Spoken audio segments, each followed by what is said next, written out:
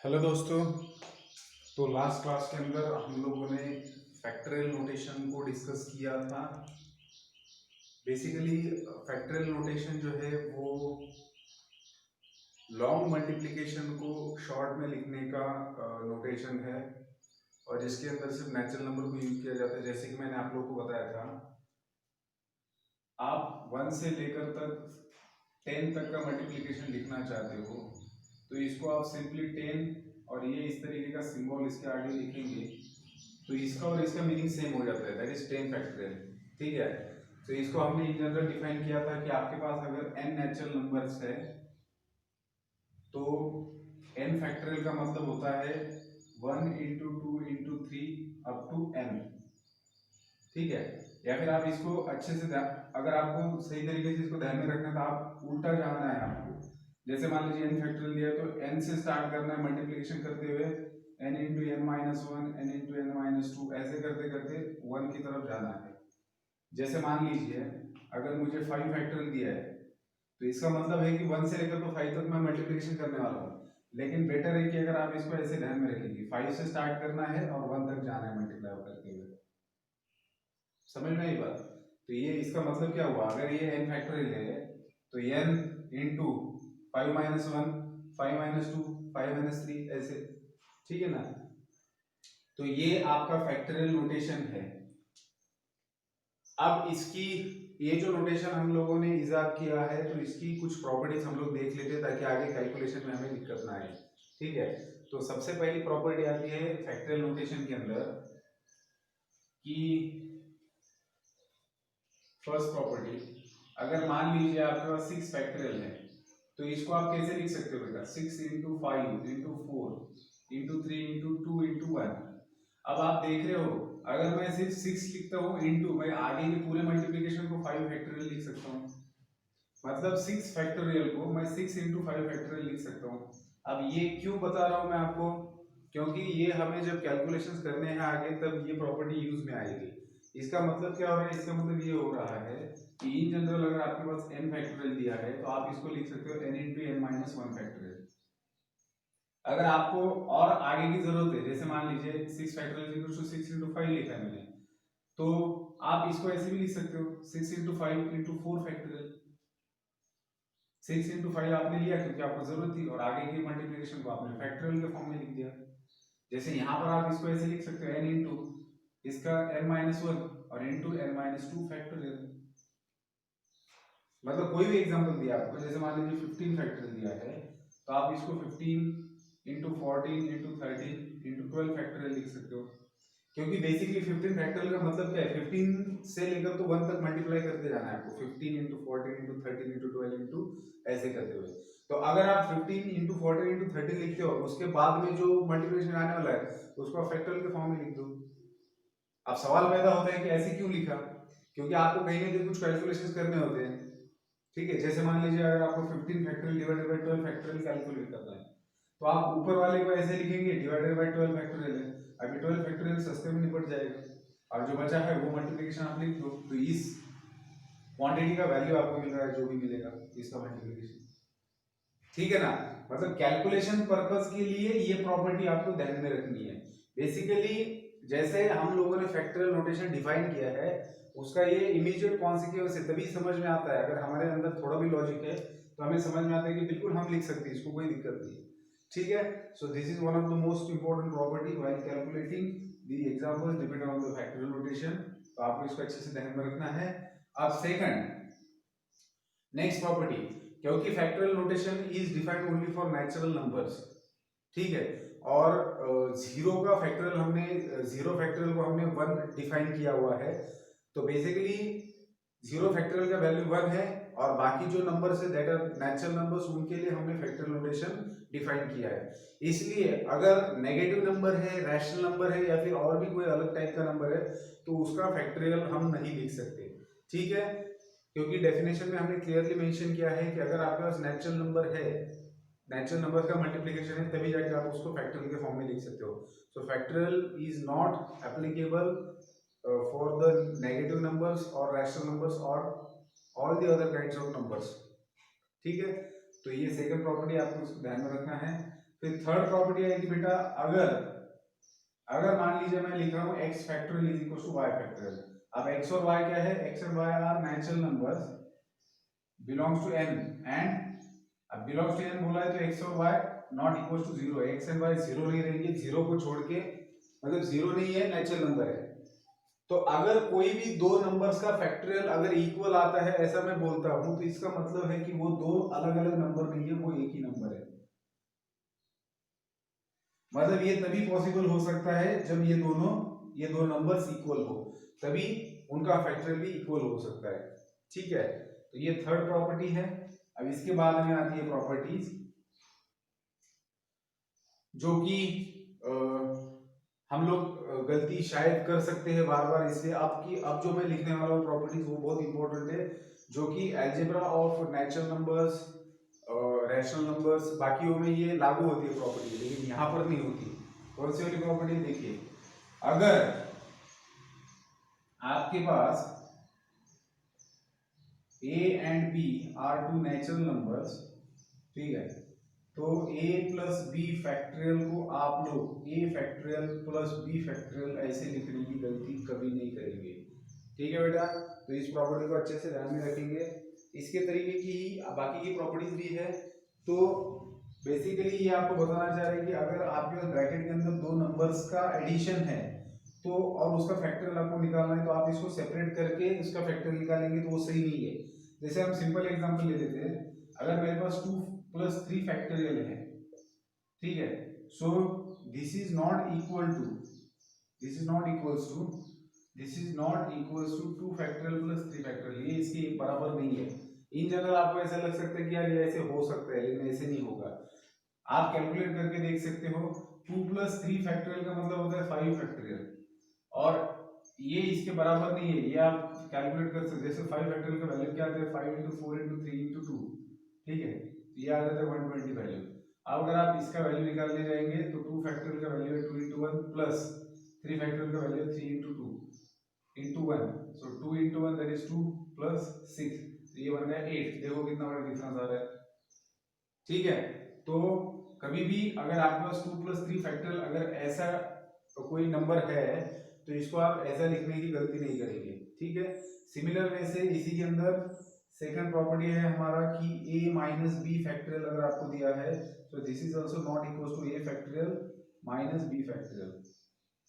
ठीक है, तो जैसे एडिशन में था कि आप इसको सेपरेट करके ये इक्वल नहीं होगा, उसी तरीके से this is also not equal to this quantity. फिर इसके बाद में थर्ड प्रॉपर्टी है आपके पास,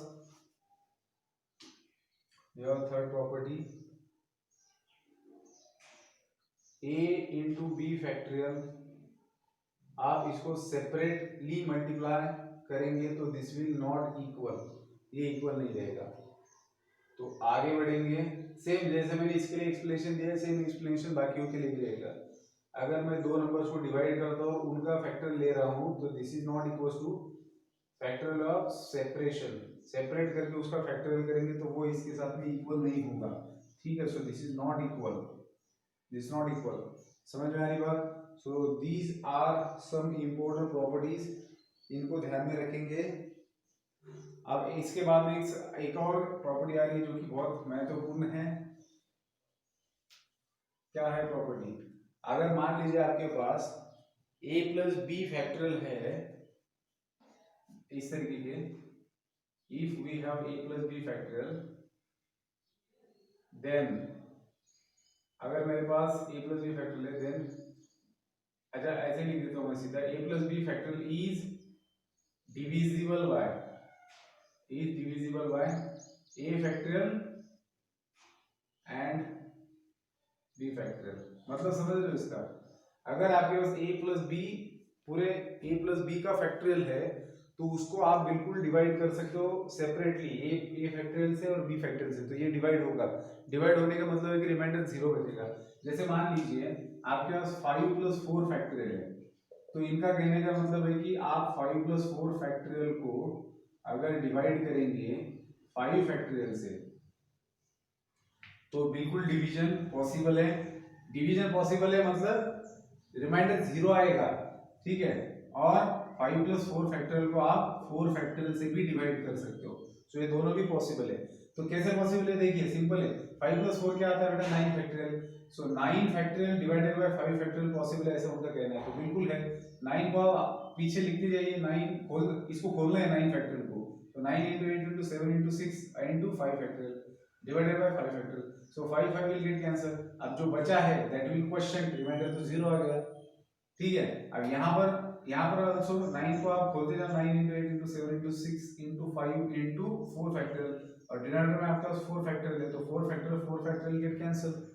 समझ में आ रही बात? तो जो बचेगा that will be the question. मतलब कभी भी इन जनरल आप ध्यान में रखेंगे कि आपके पास कोई दो नंबर का एडिशन है और उसका आप फैक्टोरियल ले रहे हो, तो ये complete number is divided by a factorial and b factorial, मतलब सेपरेट नंबर के फैक्टोरियल से आप इसको डिवाइड कर सकते हो। ठीक है बेटा, सो ये 5 प्रॉपर्टीज हम लोगों ने देखी फैक्टोरियल नोटेशन की। अब हम लोग एक्सरसाइज सॉल्व करेंगे, एक्सरसाइज 3.2।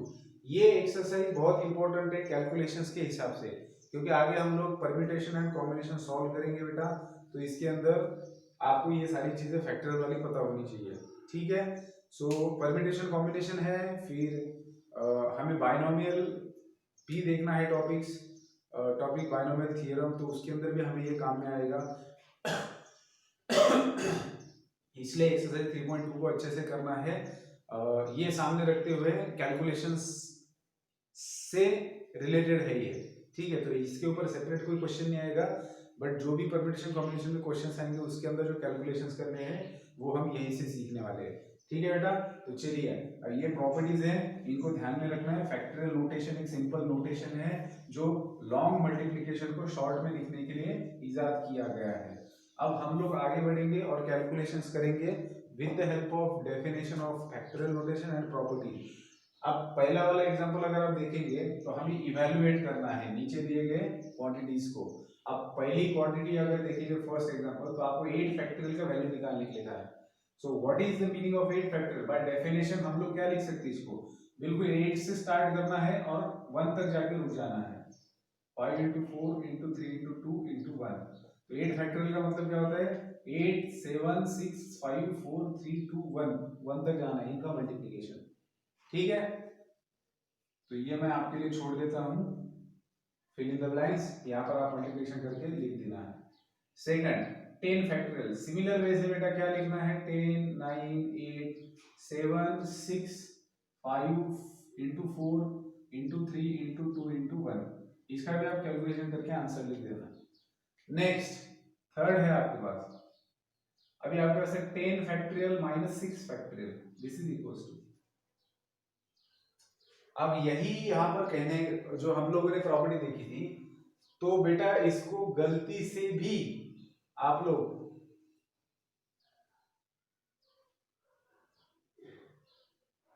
हम लोग इसको जैसे मान लीजिए कि मैंने प्रॉपर्टी क्या बताया था, a माइनस बी फैक्टोरियल को हम लोग a factorial minus b factorial नहीं लिखेंगे। तो आप लोग ऐसा गलती से इसको ऐसे नहीं लिखना है 10 फैक्टोरियल माइनस 6 फैक्टोरियल मतलब 4 फैक्टोरियल, है ना, तो गलती हो जाएगी। क्योंकि अगर हम इसको 4 फैक्टोरियल लिख रहे हैं तो इसका मतलब ये हो रहा है कि हम लोग इसको इक्वेट कर रहे हैं 10 माइनस 6 फैक्टोरियल के साथ में, जो कि ऐसे नहीं होता, दिस इज नॉट पॉसिबल। तो याद रखना है जब हमें इस तरीके का कैलकुलेशंस करना है तो हमें क्या करना पड़ेगा, एक काम आप कर सकते हो कि इसमें से कॉमन फैक्टर बाहर ले सकते हो ताकि आपका कैलकुलेशन आसान हो जाए, लेकिन आपको पूरे 10 फैक्टोरियल का वैल्यू निकालना है, 6 फैक्टोरियल का वैल्यू निकालना है, उसको सब्ट्रैक्ट करना है। लेकिन आप इसको एक और तरीके से कर सकते हो, 10 फैक्टोरियल को आप लिखेंगे 10 into 9 into 8 into 7 into 6 factorial. 10 factorial को मैंने क्या लिखा, 10 9 8 7 6 फैक्टोरियल। 6 फैक्टोरियल का मतलब क्या, 6 5 4 6 into 5 into 4 into 3 into 1 तक माइनस 6 फैक्टोरियल। अब इस नंबर और इस नंबर में से 6 फैक्टोरियल को मैं कॉमन ले सकता हूं ताकि ब्रैकेट के अंदर बचेगा 10 9 8 7, ठीक है, माइनस यहां पर बचा 1। तो वही है, एक ही बात होगी, लेकिन फिर भी आप लोग इसको कैलकुलेट कर सकते हो। तो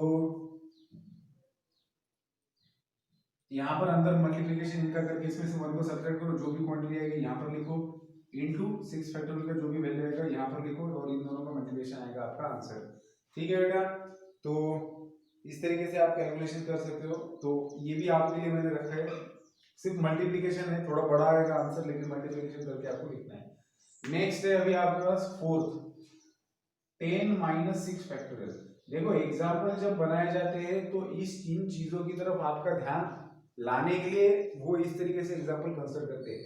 उनको यहाँ पर बताना है कि देखो 10 फैक्टोरियल माइनस 6 फैक्टोरियल का वैल्यू कितना बड़ा आ रहा है और 10 माइनस 6 फैक्टोरियल का वैल्यू कितना छोटा आएगा।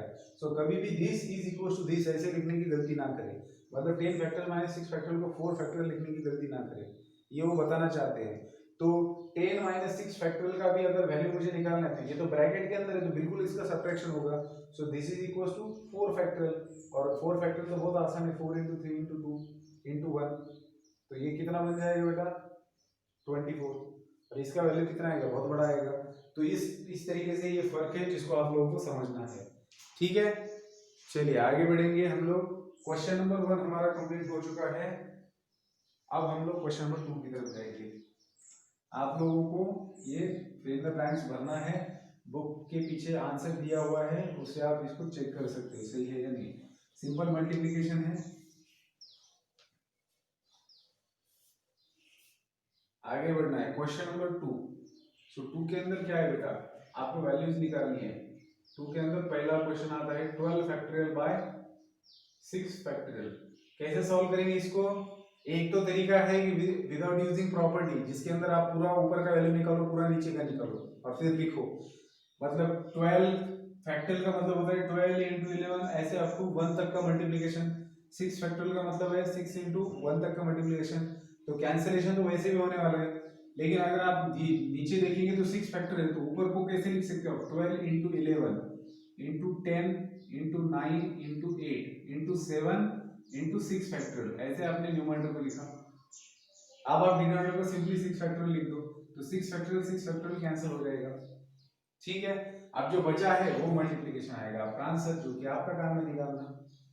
नेक्स्ट हमारे पास है 12 सेकंड 12 बाय 6 फैक्टोरियल। अब यहाँ पर फिर से वो हमें डिफरेंस बताना चाहते हैं कि इसका आंसर देखो 12 फैक्टोरियल बाय 6 फैक्टोरियल का कितना बड़ा आ रहा है।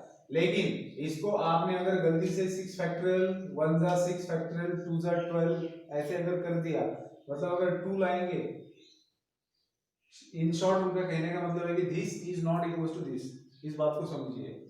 तो इसका कैलकुलेशन अगर करना है तो इस तरीके से करना पड़ेगा, और इसका करना है तो पहले ब्रैकेट के अंदर को सॉल्व कर लो, दैट इज 6 2 जा 12। सो आपको बेसिकली 2 फैक्टोरियल निकालना है जिसका वैल्यू आता है 2। ठीक है, चलिए आगे बढ़ते हैं क्वेश्चन नंबर 3। फिर से क्वेश्चन नंबर 3 के अंदर आपको 3 इंटू 2 फैक्टोरियल दिया है जिसका वैल्यू निकालना है। सो 3 इंटू 2 फैक्टोरियल क्या होता है 6 फैक्टोरियल। सो आप इसका वैल्यू निकालेंगे 6 into 5 into 4 into 3 into 2 into 1, जो भी आएगा वो आएगा इसका वैल्यू। और फोर्थ में अगर आप देखेंगे तो 3 फैक्टोरियल इंटू 2 फैक्टोरियल, अगेन वो हमें बताना चाहते हैं कि this and this is not equal. इसको समझिए, this and this is not equal. ऊपर भी देखिए this and this is not equal, मतलब जो प्रॉपर्टीज हमने देखी उनको वो एग्जांपल के द्वारा हमको बताना चाह रहे हैं कि ये वेरिफिकेशन आपके सामने है, खुद आप कैलकुलेट कर रहे हो, इसका वैल्यू अलग आ रहा है, इसका वैल्यू अलग आ रहा है। सो इसका वैल्यू क्या आएगा 3 फैक्टोरियल मतलब 3 इंटू 2 इंटू 1 इंटू 2 फैक्टोरियल मतलब 2 इंटू 1, तो इसका वैल्यू आ रहा है 12, तो इसका तो काफी ज्यादा आ रहा है। ठीक है बेटा, तो इस तरीके से है। अब question number 5, 9 factorial divided by 3 factorial into 6 factorial. हमें इसको कैलकुलेट करना है, कैसे करेंगे, तो 9 फैक्टोरियल को आप लिख सकते हो 9 इंटू 8 इंटू 7 इंटू 6 फैक्टोरियल लिख दो और छोड़ दो क्योंकि नीचे आपको 6 फैक्टोरियल दिख रहा है जो कि कैंसिल होगा, divided by 3 factorial into 6 factorial. आप देख रहे हो, आप यहाँ पर अगर एडिशन का साइन होता तो ये कैंसिलेशन नहीं होता, इतना तो समझते हो ना। यहाँ पर अगर एडिशन का साइन होता तो ऊपर और नीचे कैंसिलेशन नहीं हो सकता, लेकिन अगर मल्टीप्लिकेशन है तो बिल्कुल हो सकता है। तो 6 फैक्टोरियल कैंसिल हो गया, अब बचा क्या, आप 3 फैक्टोरियल को लिख सकते हो 3 इंटू 2, और ये 6 फैक्टोरियल इसके साथ में कैंसिल हुआ है। सो आप अभी कैंसिलेशन क्या करेंगे, सिंप्लीफाई करेंगे इसको, 3 3 जा 9 एंड 2 4 जा 8, तो जो भी बचा है आपके पास 3 4 जा 12 12 7 जा 84। ठीक है, so this will your answer. फिर इसके बाद में आता है 6 factorial minus 4 factorial divided by 4 factorial. अब आगे गलती नहीं करनी है, 6 फैक्टोरियल माइनस 4 फैक्टोरियल को 2 फैक्टोरियल नहीं लिखना है बेटा, ध्यान में रखिए इसको, ठीक है। तो 6 फैक्टोरियल को लिख सकते हो आप 6 इंटू 5 इंटू 4 फैक्टोरियल माइनस ये 4 फैक्टोरियल डिवाइडेड बाय 4 फैक्टोरियल। अब इन दोनों में से 4 फैक्टोरियल कॉमन लिया जा सकता है और ब्रैकेट के अंदर बचेगा 6 into 5 minus 1 divided by 4 factorial. तो 4 factorial will get cancel and 6 5 is 30, 30 minus 1 29। तो आप इसको ऐसे सॉल्व कर सकते हो, ऐसी गलती मत करना 6 फैक्टोरियल माइनस 4 फैक्टोरियल को 2 फैक्टोरियल लिखना है, ठीक है। चलिए, तो ये हुआ हमारा क्वेश्चन नंबर 6। आगे बढ़ेंगे, क्वेश्चन नंबर 7 करेंगे।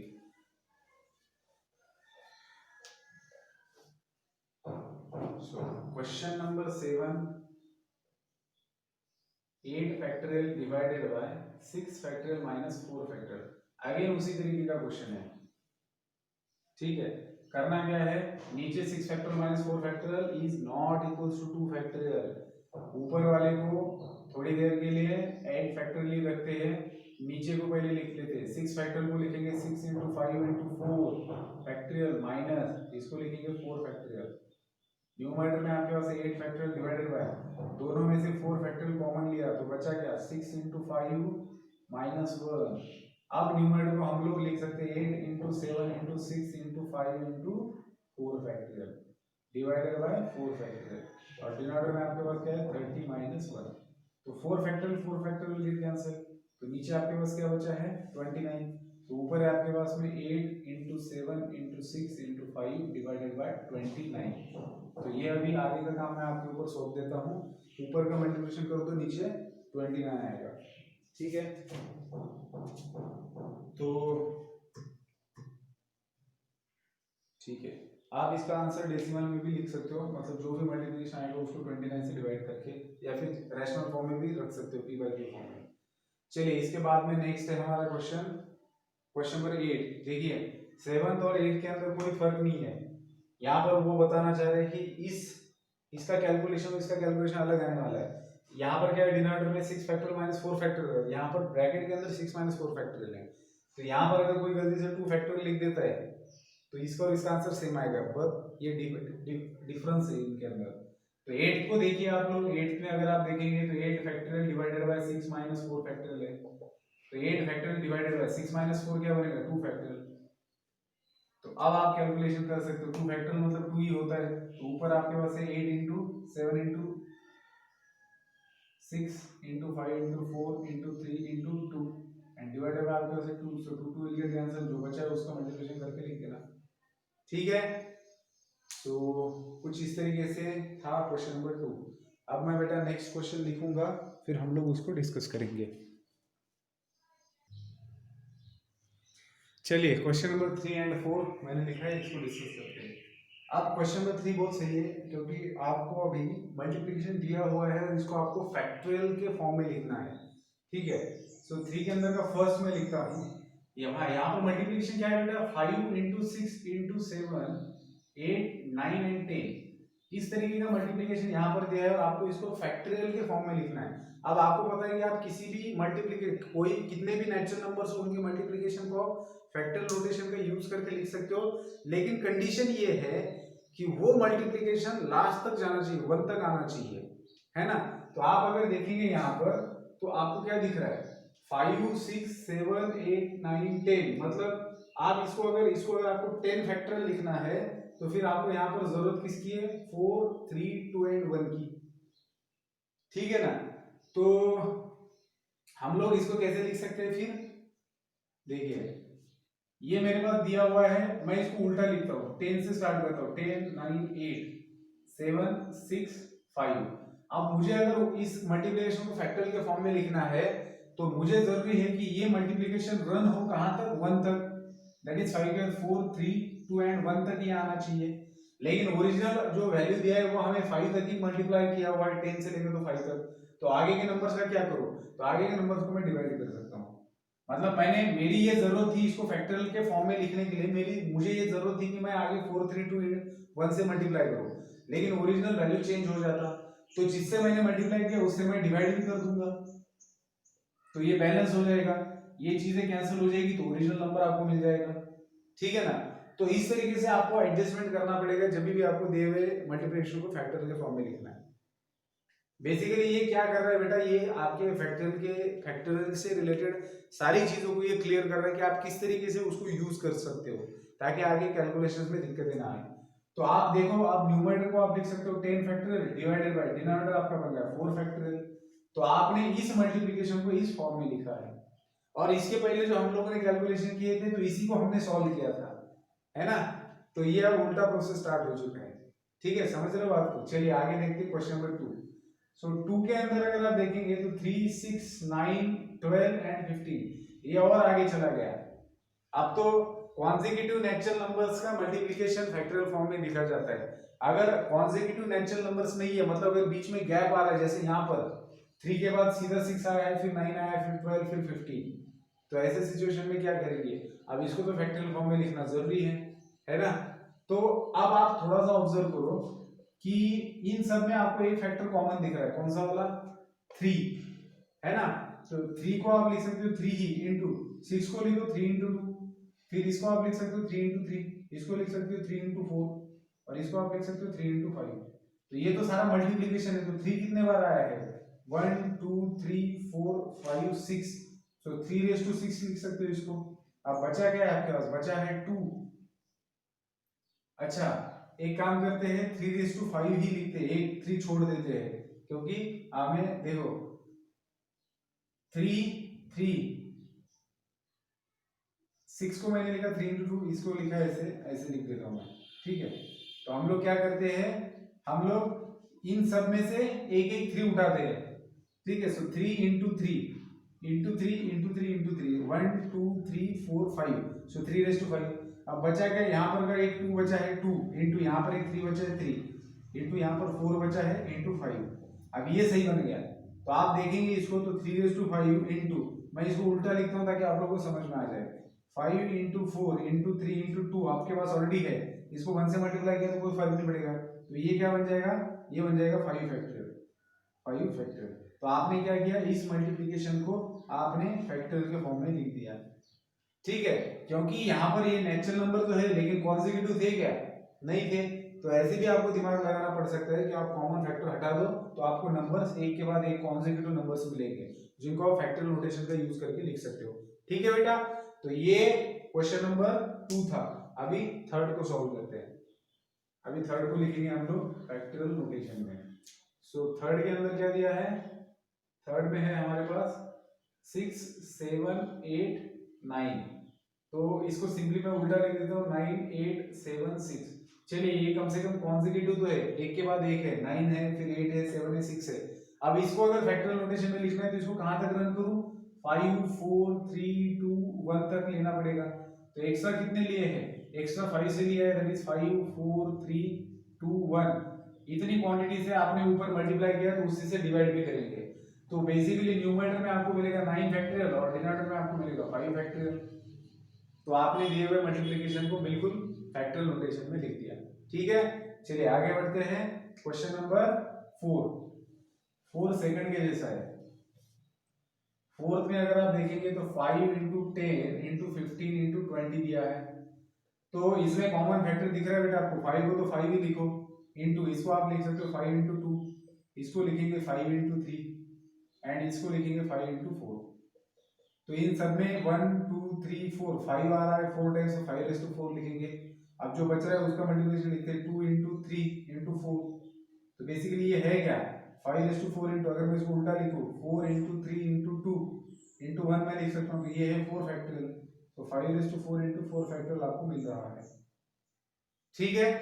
सो इस तरीके से आपने इन चारों भी मल्टीप्लिकेशंस को फैक्टरियल के फॉर्म में लिखा है। चलिए आगे बढ़ते हैं क्वेश्चन नंबर 4। अब क्वेश्चन नंबर 4 में आपको क्या करना है उसको मैं समझा देता हूं, एक मैं आपको बता देता हूं, बाकी आप लोग कैलकुलेट करना, ठीक है। हमें क्या करना है बेटा क्वेश्चन नंबर 4 के अंदर, तो इवैल्यूएट, हमें n factorial by r factorial into n minus r factorial का वैल्यू निकालना है। जैसे मान लीजिए उन्होंने एक फॉर्मूला बना के दिया है आपको, n factorial divided by r factorial into n minus r factorial. आपको क्या करना है, इन चारों n और r का वैल्यू दिया है हर एग्जांपल के अंदर, तो इस n के और इस r के वैल्यू के लिए आपको इसका वैल्यू क्या आता है वो निकालना है। तो बिल्कुल सिंपल सी बात है, ये चीज दी हुई है। फर्स्ट के अंदर n का वैल्यू दिया 8, r का वैल्यू दिया 6। अब आपको कैलकुलेट करना है ये value by substituting n is equal to 8 and r is equal to 6। तो इस दिए हुए क्वांटिटी के अंदर आप n का और r का वैल्यू रखो और कैलकुलेशंस करो और बताओ कितना वैल्यू आता है।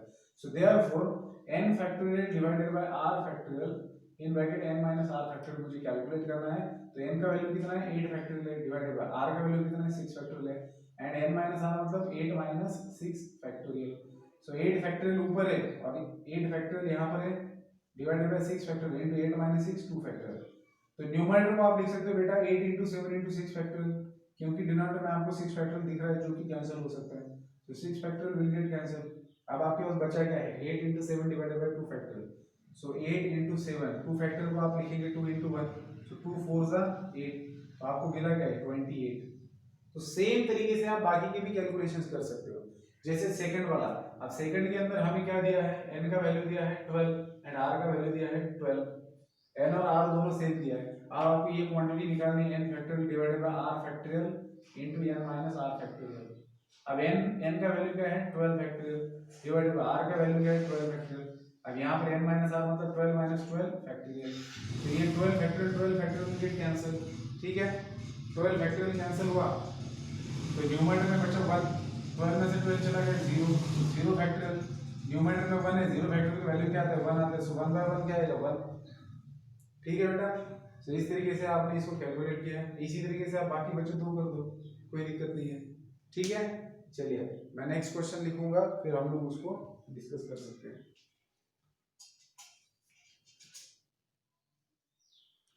चलिए बेटा, क्वेश्चन नंबर 5 मैंने लिखा है। अब हमें इस क्वेश्चन के अंदर n का वैल्यू निकालना है। ठीक है, n का वैल्यू निकालना है। अब तक जितना भी सॉल्व किया है वो सभी हम लोग चीजों को अच्छे से अगर समझ में आया है तो यहाँ पर कैलकुलेशन में दिक्कत नहीं आएगा। ठीक है, कैलकुलेशन जो स्मार्ट कैलकुलेशन होनी चाहिए, मतलब ऐसा नहीं कि लेंदी वे से कर रहे हो खूब टाइम लगा रहे हो, ऐसा नहीं होना चाहिए। तो इसीलिए प्रॉपर्टीज पता होनी जरूरी होती है। अगर प्रॉपर्टीज नहीं पता है तो आप कैलकुलेशंस काफी लेंदी बनाएंगे और उसके अंदर टाइम काफी ज्यादा जाएगा। तो वैसे फर्स्ट वाला अगर हमें करना है तो n बाय 8 फैक्टोरियल दिया है which is equal to 3 by 6 factorial plus 1 factorial है जी बिल्कुल 1 फैक्टोरियल बाय 4 फैक्टोरियल है। सो 1 फैक्टोरियल का तो कोई मतलब नहीं होता, 1 फैक्टोरियल मतलब 1 ही होगा। ठीक है, चलिए अब इसको सॉल्व करते हैं हम लोग और देखते हैं क्या हो सकता है। तो अगर आप यहाँ पर देखेंगे लेफ्ट में तो n बाय 8 फैक्टोरियल है। ठीक है, इसको तो अभी ऐसे लिखेंगे। इधर अगर देखेंगे तो 3 बाय, अब इसका डिनोमिनेटर ऑब्जर्व करो, इसको आप लिख सकते हो 6 into 5 into 4 फैक्टोरियल, सही है, प्लस इसको लिखा जाएगा 1 बाय 4 फैक्टोरियल। अब अगर आप देखेंगे बेटा तो यहाँ पर आप क्या कॉमन निकाल सकते हो 3 बाय 6 into 5 प्लस 1 1 बाय 4 फैक्टोरियल बाहर निकल आएगा। समझ रहे हो बात को? तो ये आपको चीज समझ में आनी चाहिए कि इसके अंदर 4 फैक्टोरियल छुपा है, इसके अंदर 4 फैक्टोरियल छुपा है। तो 1 बाय 4 फैक्टोरियल आप साइड में ले सकते हो। तो जैसे साइड में लेते हो तो इधर 8 फैक्टोरियल के अंदर छिपा हुआ आपको 4 फैक्टोरियल दिखाई देगा। आप इसको लिख सकते हो ना 8 फैक्टोरियल को 8 7 6 5 एंड 4 फैक्टोरियल। तो 8 फैक्टोरियल के अंदर छुपा हुआ 4 और ये कैंसिल हो गया। तो लेफ्ट में आपके पास बचा है n by 8 into 7 into 6 into 5 which is equal to, यहाँ पर अगर आप देखेंगे तो क्रॉस मल्टीप्लिकेशन कर दो, इनको कैलकुलेट करना तो क्रॉस मल्टीप्लिकेशन करना पड़ेगा। तो आपको न्यूमरेटर में मिलेगा 3 प्लस ये इधर जाएगा तो 6 into 5 और नीचे आपके पास बचा है 6 into 5। ठीक है, अब ब्रैकेट हटा देता हूँ मैं, तो इधर का 6 into 5 6 into 5 will get cancel. तो बचा कितना आपके पास n by 8 into 7 which is equal to, इसको कैलकुलेट करेंगे तो 33 मिलेगा। ठीक है, अब ये इधर जाके मल्टीप्लाई होगा दैट इज 33 into 8 into 7। तो इसका कैलकुलेशन करेंगे तो आपको आंसर मिलेगा 1848 आंसर आना चाहिए। ठीक है,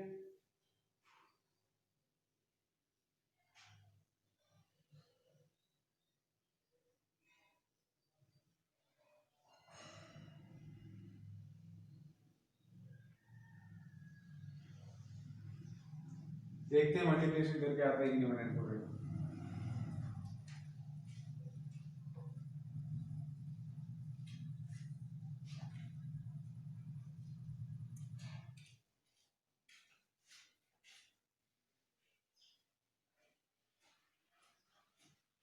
सही है। सो 1/4 आना चाहिए था, आ गया 1/4। तो जैसे मर्जी कैलकुलेशन कर दो, आंसर तो सही आएगा ही। ठीक है, चलिए आगे बढ़ते, इसका काम हो गया। नेक्स्ट कैलकुलेशन करेंगे, तो इस तरीके से आपको कैलकुलेट करना है। सेकंड वाला, सेकंड के अंदर अगर आप देखेंगे तो क्या दिया, n/6 फैक्टोरियल है which is equal to 4/8 factorial plus 3/6 factorial. तो देखो 6 फैक्टोरियल दोनों में से कॉमन निकल सकता है राइट में, तो n/6 फैक्टोरियल है। यहाँ पर आप इसको लिख सकते हो 4/8 into 7 into 6 factorial plus 3/6 factorial. तो 1/6 फैक्टोरियल को बाहर निकालो, ब्रैकेट के अंदर बचेगा 4/8 इंटू 7 प्लस 3। ठीक है, और लेफ्ट में है n/6 फैक्टोरियल, तो 6 फैक्टोरियल कैंसिल, यहाँ पर क्या बचेगा, यहाँ पर आपके पास बचा है, इसको आप लिख सकते हो 4 2 जा, सो 1/14 प्लस 3। ठीक है, सो n का वैल्यू आपके सामने दिखाई दे रहा है अभी आपको 43, क्रॉस मल्टीप्लिकेशन करेंगे तो 43/14। ठीक है, सो 43/14 इज द करेक्ट आंसर। तो ऐसे आपको कैलकुलेशन करना है बेटा, समझ में आ रही बात। चलिए आगे बढ़ते हैं थर्ड की तरफ, आप इसको पॉज करके लिख सकते हो।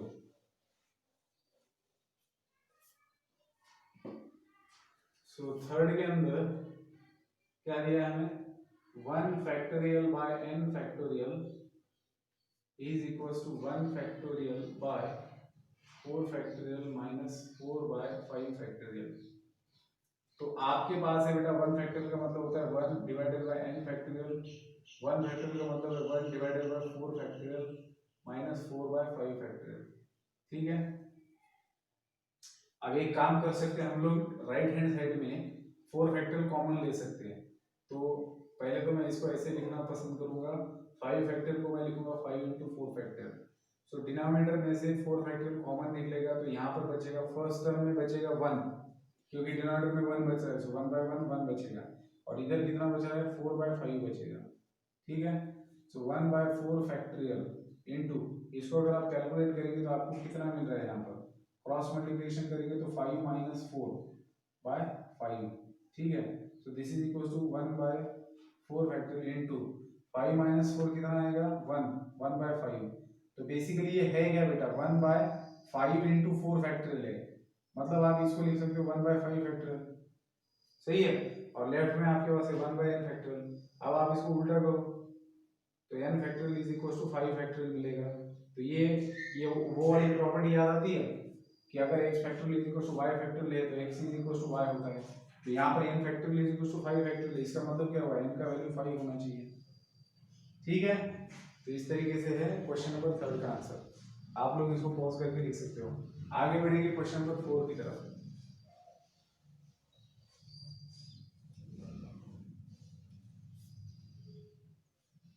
फोर्थ के अंदर क्या दिया है, लेफ्ट हैंड साइड में है n+1 factorial which is equals to 42 into n-1 factorial.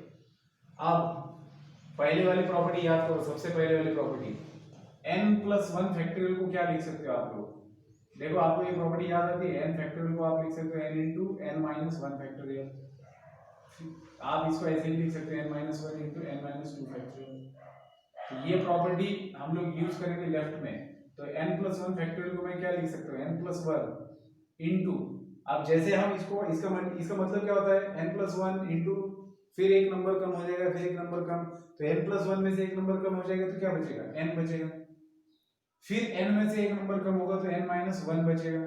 अब आगे भी मैं लिखते जा सकता हूँ n-2, लेकिन मैं यहाँ पर n-1 फैक्टोरियल लिखूंगा, क्यों, क्योंकि मुझे राइट में n-1 फैक्टोरियल दिख रहा है, क्योंकि कैंसिल हो सकता है। यहाँ पर ये चीज बहुत बच्चों को समझ में नहीं आती कि n+1 फैक्टोरियल को ऐसे कैसे लिखा। देखो इसको आप कंपेयर कर सकते हो कोई भी एक नंबर के साथ में। 5 फैक्टोरियल को जब मुझे लिखना है तो मैं कैसे लिखता हूँ 5 इंटू 4 इंटू 3 ऐसे लिखते जाता हूँ ना।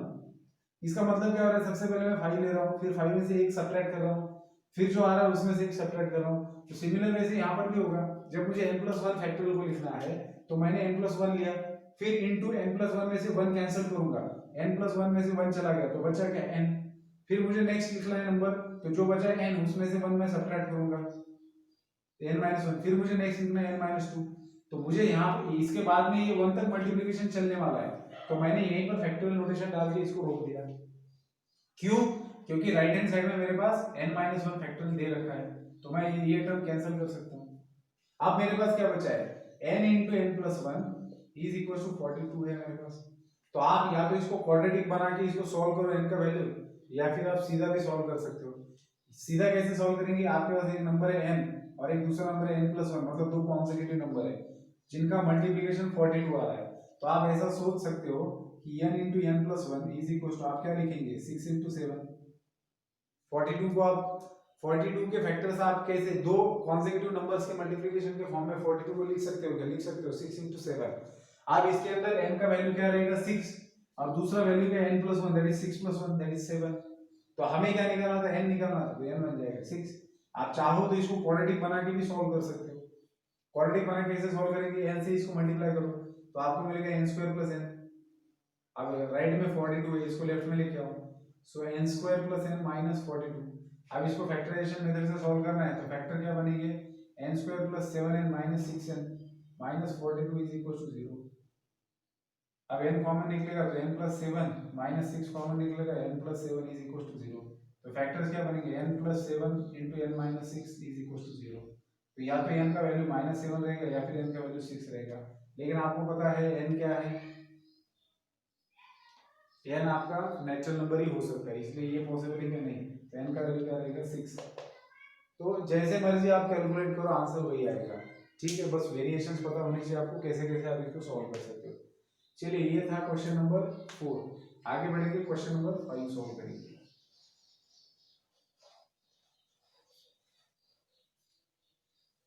अब फिफ्थ के अंदर क्या है बेटा, फिफ्थ के अंदर आपके पास है n+3 factorial is equal to 110 into n+1 factorial. ठीक है, अब देखो यहाँ पर n+1 है और ये n+3 है, तो इसको आप कैसे लिख सकते हो, n+3, फिर आगे जाना है, कम कम होते जाएगा ना नंबर, n+3 है, n+3 में से 1 सब्ट्रैक्ट होगा, n+2 बचेगा, फिर इसमें से 1 सब्ट्रैक्ट होगा, n+1 बचेगा, ऐसे फिर इसके बाद n आएगा, फिर n-1 n-2। तो हमें यहीं पर रोकना है क्योंकि राइट में n+1 फैक्टोरियल दिया है, तो this is equal to 110 into n+1 factorial. So n+1 factorial will cancel, बचा क्या, n+3 into n+2, तो 110 है। तो इसको भी आप उसी तरीके से सॉल्व कर सकते हो, कैसे, एक नंबर है नेचुरल नंबर और उससे एक कम नंबर है, दो कॉन्सेक्यूटिव नेचुरल नंबर है जिनका मल्टीप्लिकेशन 110 आता है, तो आप 110 पे 11 into 10 लिख सकते हो। तो n+3 क्योंकि बड़ा है तो n+3 आएगा 11 एंड n+2 आएगा 10। तो n का वैल्यू कितना मिलेगा आपको, n का वैल्यू मिलेगा 8, चाहे यहाँ से निकालो चाहे यहाँ से निकालो। अब नहीं तो आप क्वाड्रेटिक बना के भी सॉल्व कर सकते हो सेम तरीके से। ठीक है, तो ऐसे है बेटा ये। अब इसका आंसर सही है। ठीक है, तो आप जैसे मर्जी करो, या तो ऐसे करो सीधा, मतलब लॉजिक लगा के, या फिर आप इसको क्वाड्रेटिक पॉलिनोमियल बना के सॉल्व करो। एक बार मैं टाइम चेक करता हूँ। ठीक है, कोई एक आध क्वेश्चन और सॉल्व किया जा सकता है। नेक्स्ट क्वेश्चन भी ऐसा ही है, क्वेश्चन नंबर 6, तो उसको भी देखेंगे हम लोग। मैं पॉज करके क्वेश्चन लिखता हूँ, फिर हम लोग सॉल्व करेंगे।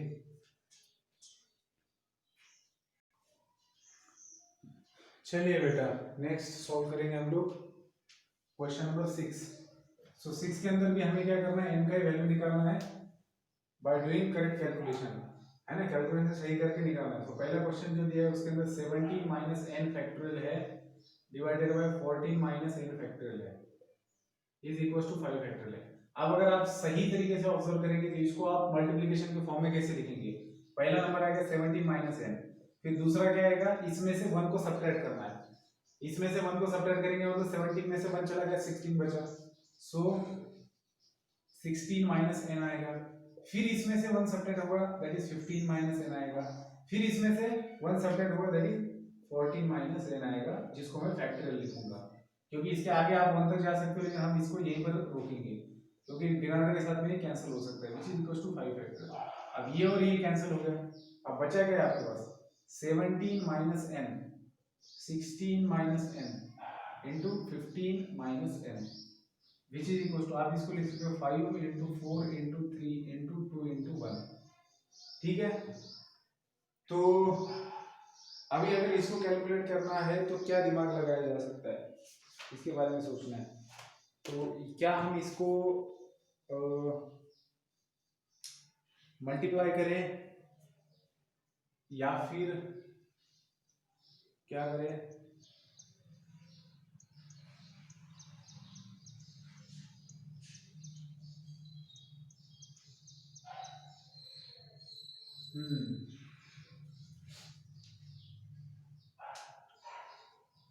अगर सीधा सीधा मल्टीप्लिकेशन करते हैं तो क्यूब में आएगा आपका,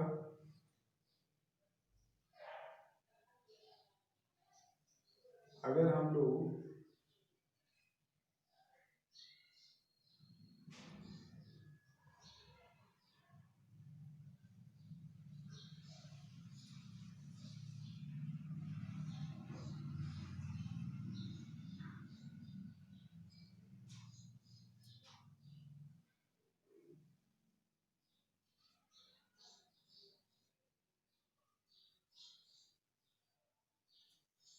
इस कैलकुलेशंस को इजी बनाने के लिए कुछ एडजस्टमेंट किया जा सकता है, कि इसके बारे में सोचना है।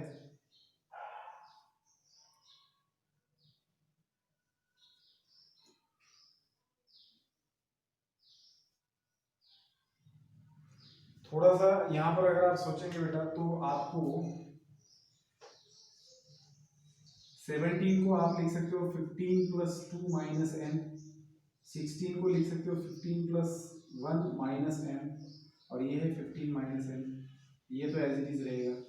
ठीक है, अब अगर आप देखेंगे तो यहाँ पर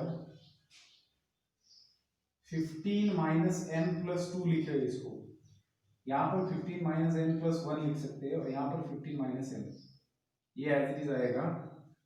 क्योंकि यहाँ पर हर ब्रैकेट के अंदर 15 माइनस एन है, तो कैलकुलेशंस के लिए आप लोग एक काम कर सकते हो, 15 माइनस एक्स 15 माइनस एन के लिए कोई और वेरिएबल रखो थोड़ी देर के लिए, ताकि कैलकुलेशन हमारे आसान हो जाए। तो 15 माइनस एन की जगह अगर मैं एक्स रखता हूँ तो मुझे दिए गए ब्रैकेट में क्या मिलेगा, x plus 2 x plus 1 and x मिलेगा, विच इज इक्वल टू मेरे पास है 5 इंटू 4 इंटू 3 इंटू 2। ठीक है, अब आपको ये सोचना है कि ये तीनों भी क्या है, कॉन्सेक्यूटिव नंबर्स है, मतलब एक नंबर छोटा है सबसे, फिर उससे बड़ा है, फिर उससे बड़ा है, सारे नेचुरल नंबर्स है। तो आपको ऐसे नंबर्स को सोचना है इसमें से, तो आप इसको कैसे लिख सकते हो?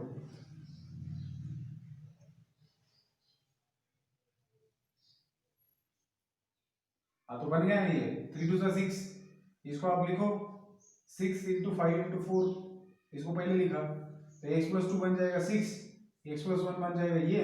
अगर आप सही ढंग से सोचेंगे तो ये तो सिंपल है ना, तीन कॉन्सेक्यूटिव नंबर्स है ये, तो मतलब क्या एक्स प्लस 2 का वैल्यू आ जाएगा 6, कंपेयर करेंगे तो एक्स प्लस 1 आ जाएगा 5 एंड एक्स आ जाएगा 4। तो आप कोई भी इक्वेशन से सॉल्व करो एक्स का वैल्यू 4 मिलेगा, लेकिन एक्स क्या है, x is 15 minus n, so that is आप लिख सकते हो 15 minus n is equal to 4 and therefore x n का वैल्यू आएगा 11।